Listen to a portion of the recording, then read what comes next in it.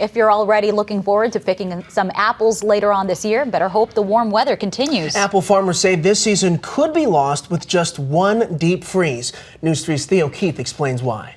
When some of the diseases and the insects and that start, you want to make sure that you are really on top of them right away. There's already a lot to worry about when your living depends on nature. But for Steve Lewis, his worries are starting weeks earlier this year, along with his crop. Was born and raised here, and I've never seen anything that even comes close to comparing to the weather this time of year. At the Oakwood Fruit Farm outside Richland Center, Lewis shouldn't be able to see these buds in March. There'll be 5 potential apples inside each one of those, and so that's our crop. Right in there is the crop for the year. But the warm winds and sunny skies have them popping out.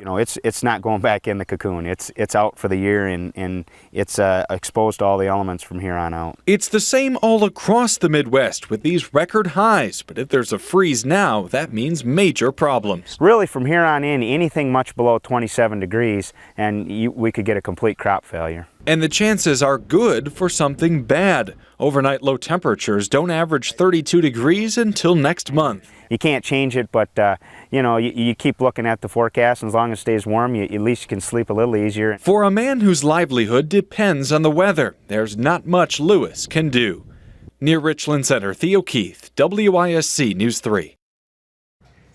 Lewis says he'll breathe easier if there hasn't been a deep freeze by the end of April, but he says that would break 100 years of history. There's almost always been a frost.